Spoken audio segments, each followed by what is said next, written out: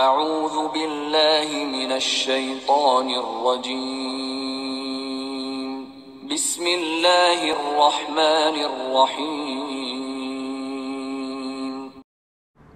ام تريدون ان تسألوا رسولكم كما سئل موسى من قبل ومن يتبدل الكفر بالإيمان فقد ضل سواء السبيل ود كثير من أهل الكتاب لو يردونكم من بعد إيمانكم كفارا حسدا من عند أنفسهم من بعد ما تبين لهم الحق فاعفوا واصفحوا حتى يأتي الله بأمره إن الله على كل شيء قدير وأقيموا الصلاة وآتوا الزكاة وما تقدموا لأنفسكم من خير تجدوه عند الله إن الله بما تعملون بصير. السلام علیکم ورحمۃ اللہ وبرکاتہ. نحمده ونصلی علی رسولہ الکریم، اما بعد، فاعوذ باللہ من الشیطان الرجیم. بسم اللہ الرحمن الرحیم. رب اشرح لی صدری ویسر لی امری واحلل عقدۃ من لسانی یفقہ قولی ربنا زدنا علما آمین. کیا حال ہے میری پیاری بہنوں؟ اللہ سبحانہ تعالیٰ سے دعا ہے کہ اللہ تعالیٰ ہم سب کو ایمان کا اعلیٰ درجہ دے اور ہمارا تمام اعمال اللہ سبحانہ تعالیٰ اپنی رضامندی کے لیے رکھے. اس میں نیت میں ہماری کوئی کھوٹ نہ آئے، کوئی خرابی نہ آئے، کوئی ہم لوگوں کو دکھانے کے لیے کام نہ کریں، کیونکہ ایسا کر دینا ایسا ہی ہے جیسے ایک پاک پانی جو آپ کے پاس بوتل ہو اور سمجھے کہ آپ نے لمبا سفر کرنا ہے، اور وہ پاک پانی آپ کے لیے کتنی میٹھی اور کتنی مزیدار چیز ہے کہ آپ گھونٹ گھونٹ بھریں اور اس کا مزہ لیں اور آپ کا سفر کٹ جائے. لیکن اگر جیسے نیت میں کھوٹ ہوتی ہے نا، اور لوگوں کی کو دکھانے کے لیے اگر کرتا ہے انسان، یا کسی بھی اور مقصد کے لیے کوئی نیک کام کرتا ہے، تو اس کی مثال ایسی ہے کہ آپ کے پینے کا پانی کی بوتل ہے لیکن اس میں ایک قطرہ گندگی کا، غلاظت کا پھینک دیا، تو اب کیا ہوا؟ وہ پورا کا پورا پانی بیکار ہو گیا. یعنی آپ کو پتہ تھا کہ اسی کے ذریعے سے میں پورا سفر کاٹوں گی اور گھونٹ گھونٹ اس کو پیوں گی اور مزے لوں گی، اور اب پتہ چلا کہ وہ پانی ہے تو صحیح، پورے کا پوری بوتل آپ کے پاس موجود ہے لیکن بالکل بیکار. آپ نے اس کے بیچ میں غلاظت گر گئی ہے. کوئی بھی گندی سے گندی چیز دیکھ لیں جس کے بعد آپ اس کو ہاتھ لگا نہیں سکتی یا اس کو پی نہیں سکتی. تو نیت کی کھوٹ ہو تو وہ عمل ایسے ہی ہو جائے گا قیامت کے دن کہ عمل تو موجود ہوگا لیکن اس کا کوئی فائدہ نہیں ہونے لگا. تو کسی بھی مثال سے نا اپنے دل کو راضی کر لیں کہ آپ اپنا ہر ایک نیک عمل، چاہے بچوں کی خدمت ہو، شوہر کی خدمت ہو، گھر کی صفائی ہو، کسی کی دعوت کرنی ہو، کسی کو تحفہ دینا ہو، بس نیت اپنی اللہ کے لیے رکھیں، اللہ کے واسطے. یہ ایک اپنے گرہ سے باندھ لیں کہ میں نے ہر کام اللہ سبحانہ تعالیٰ کی خوشنودی کے لیے کرنا ہے، مجھے کسی بندے سے کوئی لینا دینا نہیں، کیونکہ ابھی اگر میری آنکھیں بند ہوتی ہیں تو مجھے ان لوگوں کی باتوں سے کوئی فرق نہیں پڑے گا، کیونکہ لوگ تو کبھی راضی ہوتے ہی نہیں، چاہے آپ اپنی جان مار دینا وہ نہیں راضی ہوتے. تو اللہ سبحانہ تعالیٰ کے لیے جب ہم کوئی کام کرتے ہیں نا، کوئی بھی کام، سونا، جاگنا، اٹھنا، بیٹھنا، کھانا، پینا، کھلانا، دینا، لینا، سب کچھ اگر اللہ کی خاطر کرتے ہیں نا میری پیاری بہنوں، تو وہ ثواب کے حصول کا سبب بن جاتا ہے. وہ چاہے ہم مریں تو چاہے جئیں، اس کی خیر ہم کو پہنچے گی پہنچے گی. لیکن جب انسان لوگوں کو خوش کرنے کے لیے کام کرنا شروع کر دیتا ہے نا، تو پھر بہت ہی ٹھوکریں کھاتا ہے اور بڑی دفعہ اس کا دل ٹوٹتا ہے، کیونکہ انسانوں کے پاس کچھ ہے ہی نہیں جو آپ کو دیں سوائے اپنے الفاظ کے، اور وہ بھی الفاظ سچے نہیں ہوتے. آپ کو کہہ رہے ہوتے بڑا اچھا کھانا پکایا آپ نے، بڑا اچھا کھانا پکایا، آپ اٹھ کے ذرا سا جاتی ہیں کوئی کام کرنے کے لیے تو کہتے ہیں نمک تو ڈالا ہی کوئی نہیں اس نے، پتہ نہیں بندے چکھتے بھی نہیں ہیں. یعنی they don't have anything to give you، ان کے پاس کچھ بھی نہیں آپ کو دینے کے لیے. So don't expect. ٹھیک، چلیں اب ہم اپنا سبق پر آتے ہیں. پچھلی دفعہ ہم نے بنی اسرائیل کے بارے میں کیا پڑھا تھا کہ نہیں بنی اسرائیل کے نہیں، یہ پڑھا تھا کہ ناسخ اور منسوخ کیا ہوتا ہے. جن لوگوں کو اور زیادہ اس چیز میں انٹرسٹ ہے کہ کون سی آیات جو ہیں وہ قرآن میں منسوخ ہیں اور ان کے بدلے میں اس سے بھی بہتر حکم آ گیا، کہ اللہ سبحانہ و تعالیٰ کی حکمت ہے یہ کہ گریجولی اس نے انسانوں کو اسلام کے راستے کے اوپر ڈالا. اور اب تو ہر مسلمان کو پتہ نا کہ کیا چیز حرام ہے کیا حلال ہے، لیکن شروعات میں یہ کتنی پیاری بات لگتی کہ ہمارے اللہ سبحانہ و تعالیٰ حالانکہ یہ اتھارٹی رکھتے تھے کہ یکدم ایک چیز کو حرام کرتے اور یکدم کہہ دیتے کہ بس اب جو بھی کھائے گا یہ پیے گا وہ جو ہے وہ کبیرہ گناہ کا شکار ہو جائے گا. لیکن اللہ سبحانہ و تعالیٰ نے اس کو گریجولی اس طریقے سے راسخ کیا ہمارے دلوں کے اندر اس وقت کے مسلمانوں کے کہ وہ اس قابل ہو گئے کہ جیسے شراب کی حرمت آئی گریجولی یہ آئی تھی نا، تو اس کے بعد کیا ہوا، انہوں نے اپنے بیرلز کے بیرلز ڈیل دیے اور اس میں سے ایک جو جس کے منہ کے پاس گلاس تھا اس نے ادھر ہی سے پھینک دیا.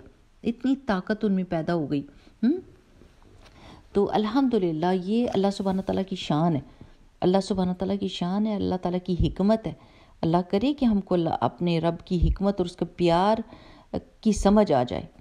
تو جس کو زیادہ ان چیزوں کے بارے میں انٹرسٹ ہے کہ قرآن کیسے کیسے نازل ہوا، کس طرح سے لکھا گیا، کس طرح سے اس کی ترتیب بنائی کی، کس طرح اس کو محفوظ کیا گیا، اور یہ ناسخ اور منسوخ اور سبا قرات، تو ان کو چاہیے کہ علوم القرآن کی ایک بک ہے، قرآن کریم کے چند مباحث ایک بک ہے، تو وہ پڑھنا شروع کر دیں. بڑی مزیدار سی اور آسان بک ہے، لیکن اس میں سے کافی سارے کویشچنز کا آنسر مل جاتے ہیں. جیسے بچے پوچھتے ہیں نا، باہر سے کوئی بات سن کے آتے ہیں تو اور پریشان ہوتے ہیں، تو اس میں سارے آپ کو سوالوں کے جواب مل جائیں گے.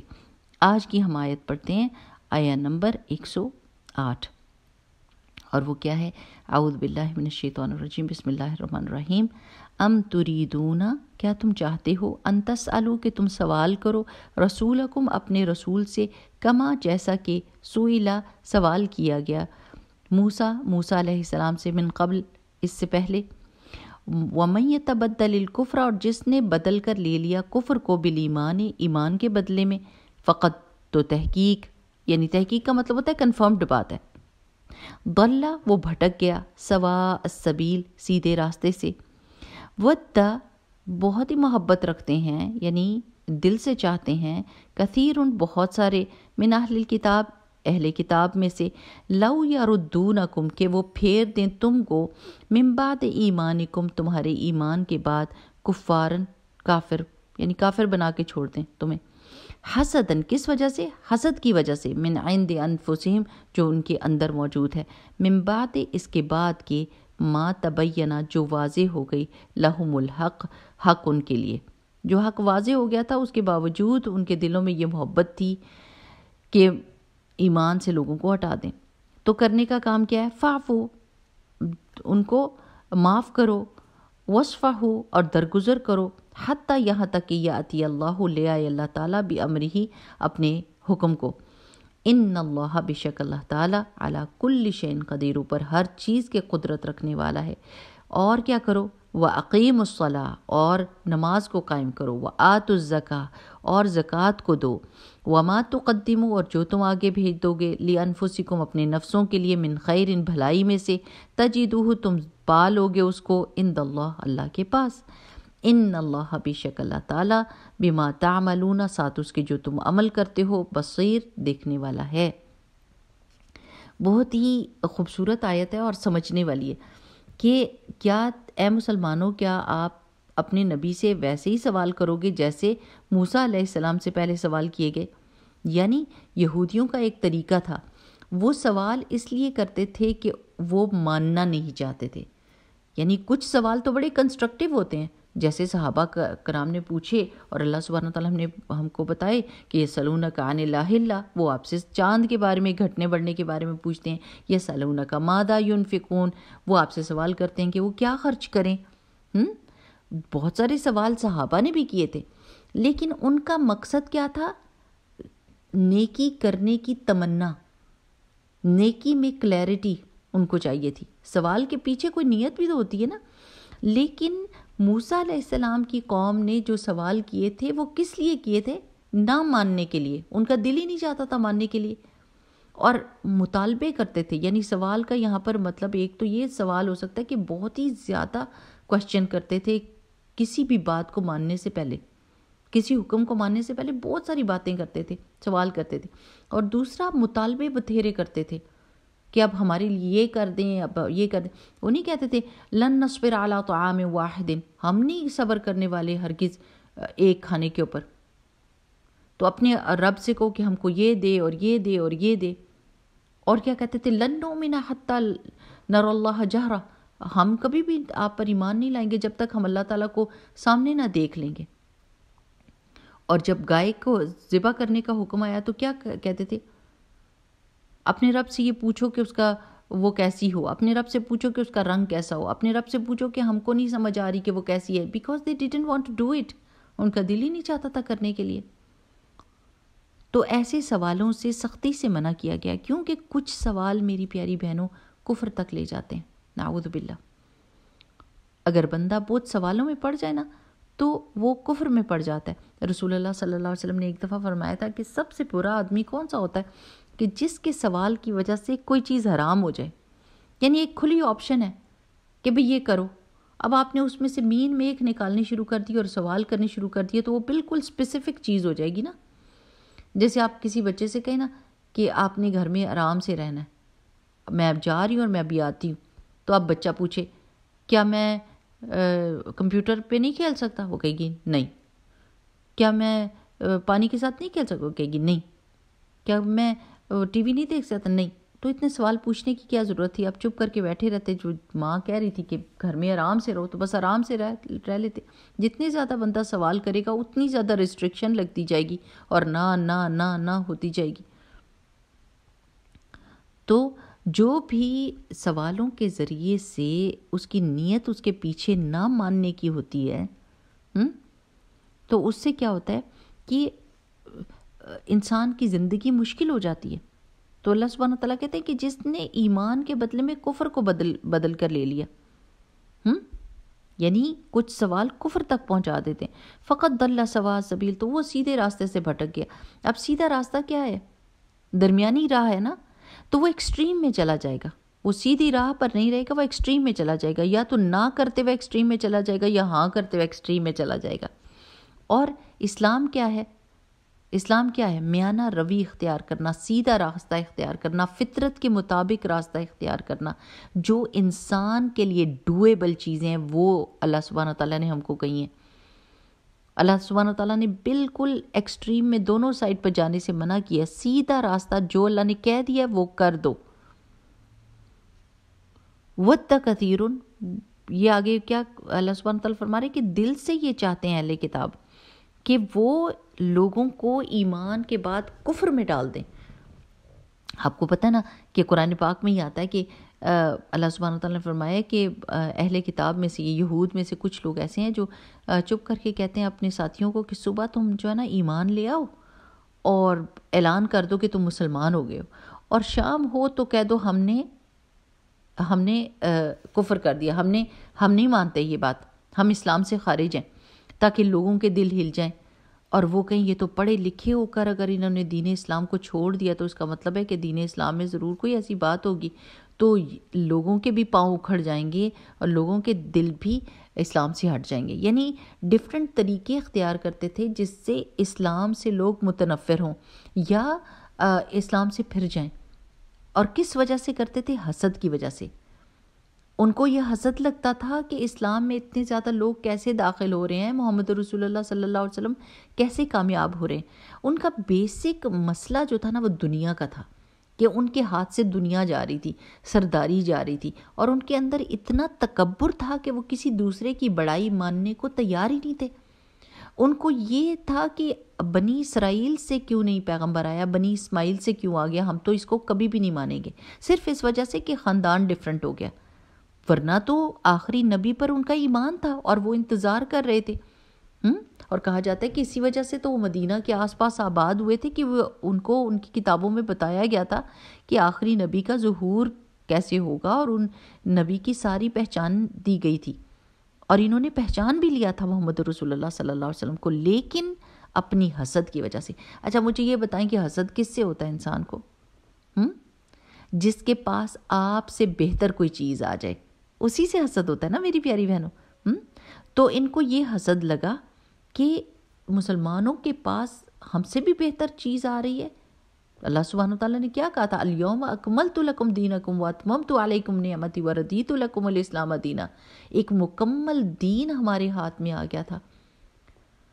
اور اہل کتاب کو تو یہ بہت زیادہ تکلیف تھی کہ ایک تو سرداری ہمارے ہاتھ سے جا رہی ہے، امامت ہمارے ہاتھ سے جا رہی ہے، اور اللہ سبحانہ وتعالیٰ ان کو وہ درجہ دے رہا ہے. تو انہوں نے حسد کی وجہ سے کہ بہتر چیز ان کو نہ ملے، انہوں نے کیا کرنا شروع کر دیا، بجائے اس کے کہ اللہ تعالیٰ کی رضا پہ راضی رہتے کہ اللہ تعالیٰ جدھر مرضی اپنا پیغمبر بھیجے. اللہ تعالیٰ ملک الملیک ہے، بادشاہوں کا بادشاہ ہے، اس کی اپنی مرضی ہے، وہ بہتر جانتا ہے کہ اس نے پیغمبر کو کدھر بھیجنا ہے. ہم نے تو صرف اللہ کی بات ماننی ہے. ہم نے یہ تو نہیں کہ اپنے تکبر میں آ کے تو حق بات کو بھی جھٹلا دینا. لیکن انہوں نے ایسا کیا، انہوں نے حق بات کو جھٹلایا اپنے تکبر اور اپنے حسد کی وجہ سے. اور کس کو فالو کیا؟ حسد کرنے والا کس کو فالو کرتا ہے میری پیاری بہنوں؟ شیطان کو. شیطان نے سب سے پہلے حسد کیا تھا آدم علیہ السلام سے. تو جو حسد کرے گا، حسد کا مطلب ایک پتہ کیا ہوتا ہے؟ آپ ڈائریکٹلی اللہ سبحانہ تعالیٰ کو چیلنج کر رہے ہوتے ہیں، نعوذ باللہ، کہ اللہ تعالیٰ آپ کو یہ مجھے دینا چاہیے تھا، آپ نے اس کو کیوں دے دیا؟ لیکن اصل میں ایمان کیا ہے کہ آپ نے اللہ کی قدر پہ راضی رہنا ہے. آپ یہ کہتی ہیں نا آمنت باللہ و ملائکتہ و کتبہ و رسلہ والیوم الآخر والقدر خیرہ و شرہ من اللہ تعالی والبعث بعد الموت. اور قدر جو ہے وہ اللہ کی طرف سے، تقدیر اللہ کی طرف سے ہے. ہمارا اس پر ایمان ہے. ہم اس کے بارے میں اللہ سے کوئی کوشچن نہیں کرتے، اللہ آپ نے ہمیں ادھر کیوں پیدا کیا اور ادھر کیوں نہیں پیدا کیا، یہ شکل کیوں دی اور وہ شکل کیوں نہیں دی. ہم اللہ تعالیٰ سے کوشچن نہیں کرتے، ہم اللہ تعالیٰ کی رضا پہ راضی رہتے ہیں. تو حسد ایک ایسی چیز ہے جو نیکیوں کو جلا کے راکھ کر دیتی ہے. ہمیں اپنی زندگی میں بھی دیکھنا چاہیے کہ ہم کسی سے حسد تو نہیں کر رہے. اگر کسی کے پاس اچھی چیز دیکھتے ہیں تو بجائے اس کے کہ اس کی تعریف کریں اور اس کو دعا دیں، کہیں ایسا تو نہیں کہ ہم کہتے ہیں کہ ہائے اس کے پاس کیوں یہ چیز آ گئی اور میرے پاس کیوں نہیں، اللہ کرے ٹوٹ ہی جائے، اللہ کرے اس سے یہ چیز چھنی جائے. کسی کے بچے کو اچھا دیکھتے ہیں تو بجائے اس کے کہ اس کو کہیں کہ اللہ مبارک بارک اللہ فیکم، اس کو کہیں کہ اللہ تمہیں برکت عطا فرمائے، بجائے اس کے یہ کہنے لگیں اس کا بچہ میرے بچے سے آگے کیسے نکل گیا، میں تو یہ برداشت بھی نہیں کر سکتی. اور دل میں ایسی حسد کا طوفان اٹھے کہ اس کو بھی نقصان پہنچے اور خود بھی اپنی نیکیوں کو راکھ کر کے چھوڑ دیں. تو اصل میں اللہ تعالیٰ کے اوپر کی رضا میں راضی رہنا ہوتا ہے اور اس چیز کو ایکسیپٹ کرنا ہوتا ہے. آپ سوچیں کہ اگر یہودی اس چیز کو ایکسیپٹ کر لیتے تو کدھر ان کی شان جاتی. لیکن بہت کم یہود میں سے لوگ مسلمان ہوئے. تو اللہ سبحانہ وتعالیٰ کیا کہتے ہیں ان حاسدوں کے بارے میں کیا کیا جائے؟ اب آپ بھی سوچیں کہ اگر خدا نخواستہ آپ کو پتہ چل جائے کہ کوئی آپ سے حسد کرتا ہے تو اب آپ نے کیا کرنا ہے اس کے ساتھ؟ فاعفو واصفحوا، وہ معاف کریں ان کو اور درگزر کریں. ان کا اور کوئی علاج نہیں ہے. آپ ان کے ساتھ ان کے باتوں کو ڈسکس نہ کرنا شروع کر دیں. مجھے پتہ ہے کہ آپ بڑی جیلس ہیں میرے سے، مجھے پتہ ہے کہ لوگ خوش نہیں ہوتے، اور حساب کتاب آپ نہ کرنے لگ جائیں لوگوں کا، آپ نے اللہ کے اوپر چھوڑنا ہے. فاعفو واصفحوا، ایسے ان کو معاف کریں جیسے انہوں نے کچھ کیا ہی نہیں. اگنور کریں. That is what they deserve. جو حاسد ہوتے ہیں وہ یہ ڈیزرو کرتے ہیں کہ ان کو معاف کیا جائے اور ان کو اگنور کیا جائے تاکہ اپنی زندگی میں ہم کوئی کنسٹرکٹیو کام کر سکیں. اللہ تعالیٰ نے حفاظت کے طریقے بتائے ہوئے نا. معوذتین پڑھیں اور اپنا راستہ لیں اور اپنی زندگی کو اور اپنی نیکیوں پر فوکس کریں. حتی یاتی اللہ بامرہ، یہاں تک کہ اللہ تعالیٰ کا حکم ہے. یعنی یہود کے سے بحث مباحثہ نہیں کرنا یہاں تک کہ اللہ تعالیٰ بتا دے کہ کیا کرنا ہے اس کے معاملے میں. ان اللہ علی کل شیء قدیر، اللہ تعالیٰ ہر چیز پر قدرت رکھتا ہے. ان حاسدوں کو ٹیک کیئر کر لے گا اللہ تعالیٰ. اور ہمارا کرنے کا کیا کام ہے؟ معاف کرنا اور درگزر کرنے کے علاوہ اقیم الصلاۃ، فوکس آن یور صلاۃ. آپ اپنی نماز کے اوپر دھیان دیں اور محبت کے ساتھ اور خلوص کے ساتھ اللہ کے لیے نماز پڑھیں، اللہ کی ملاقات کو سمجھ کے۔ محبت جس نماز میں سے میری پیاری بہنوں چلی جاتی ہے نا، تو وہ صرف ٹکریں ہی رہ جاتی ہیں۔ محبت سے پڑھا کریں نماز، دل لگا کر۔ اللہ سبحانہ وتعالیٰ کو آپ سارے اپنے بوجھ دے رہی ہوتی ہیں، بتا رہی ہوتی ہیں اپنے دل کی پریشانیوں کو، اور وہ اللہ تعالیٰ کے ساتھ ملاقات ہوتی ہے۔ اپنے محبوب کے ساتھ ملاقات کس کو نہیں پسند؟ اور کون یہ چاہتا ہے کہ جلدی سے ملاقات ختم ہو جائے؟ نہیں، جب آپ کسی سے محبت کرتے ہیں تو آپ کا دل چاہتا ہے یہ ملاقات اور لمبی ہو جائے، اور زیادہ میں باتیں کر لوں۔ تو اقیم الصلاۃ، قائم کریں، اچھے سے وضو کریں، اچھی سی نماز پڑھیں، اچھے اچھے سجدے لمبے کریں۔ وآتوا الزکاۃ، اور اپنے مال کا گند بھی نکالیے، اپنے مال میں سے بھی دیجیے۔ وما تقدموا، اور جو بھی تم بھیج دو گے، اللہ تعالیٰ کہہ رہے ہیں اپنے نفسوں کے لیے بہتری کو، اچھی بات کو، خیر کو، وہ اللہ کے پاس پا لو گے۔ لیکن یہ دیکھنے کی بات ہے کہ کیا نیت ہماری اللہ کے لیے تھی، تو پھر ضرور اللہ کے پاس ہم کو وہ چیز ملے گی۔ اور ایسا نہیں ہے کہ اللہ تعالیٰ آپ کو کہتا ہے کہ صرف وہ آخرت میں ہی آپ کو اجر اور ثواب دے گا، وہ خیر جو آپ کرتے ہیں اس کا بھلا اور اس کے اثرات آپ کی اس زندگی پر بھی پڑتے ہیں، اور آپ کو دل کا سکون ملتا ہے۔ ان اللہ بما تعملون بصیر، اللہ تعالیٰ تو ہم جو بھی تم کر رہے ہو، اللہ تعالیٰ کہہ رہے ہیں وہ دیکھ رہا ہے۔ اللہ سبحانہ تعالیٰ کو سب پتہ چل رہا ہے۔ Don't try to show people, آپ کتنا بھی دکھانے کی کوشش کرتے ہیں لوگوں کو پتہ بھی نہیں چلتا، لیکن جب آپ نیکی خالصتاً اللہ کے لیے کرتے ہیں تو اللہ تعالیٰ دیکھ لیتا ہے، چاہے وہ کتنی سی چھوٹی سی بھی ہو۔ ایک حدیث سے ہم کو پتہ چلتا ہے کہ کسی بندے نے کانٹے دار جھاڑی کو ہٹایا راستے میں سے کہ لوگوں کو تکلیف نہ دے، تو اللہ سبحانہ تعالیٰ نے اس کو بخش دیا اور اس کو جنت دی۔ یہ اتنا اللہ سبحانہ تعالیٰ قدردان ہے ہماری نیکیوں کا۔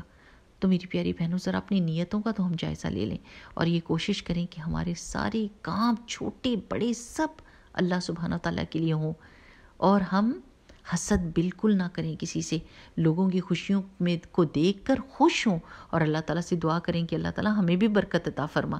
یہ سب سے اچھی بات ہوتی ہے کہ لوگوں کو خوش دیکھ کر اپنی خوشی کے لیے بھی دعا کی جائے، نہ یہ کہ حسد کیا جائے۔ ٹھیک، چلیں اللہ سبحانہ تعالیٰ ہم کو بہترین طریقے پر رکھے، اور اللہ سبحانہ تعالیٰ ہمیں نیکیوں کی نیت کو خالصتاً اپنے لیے رکھے۔ اور انشاءاللہ باذن اللہ ہم یہ دعا مانگتے ہیں اللہ تعالیٰ سے، اللہم انی اسألک لذۃ النظر الی وجہک والشوق الی لقائک۔ اللہ سبحانہ تعالیٰ مجھے آپ کو دیکھنے کا شوق ہے اور آپ سے ملنے کا شوق ہے۔ سبحانک اللہم وبحمدک، نشہد ان لا الہ الا انت، نستغفرک ونتوب الیک۔ السلام علیکم ورحمۃ اللہ وبرکاتہ۔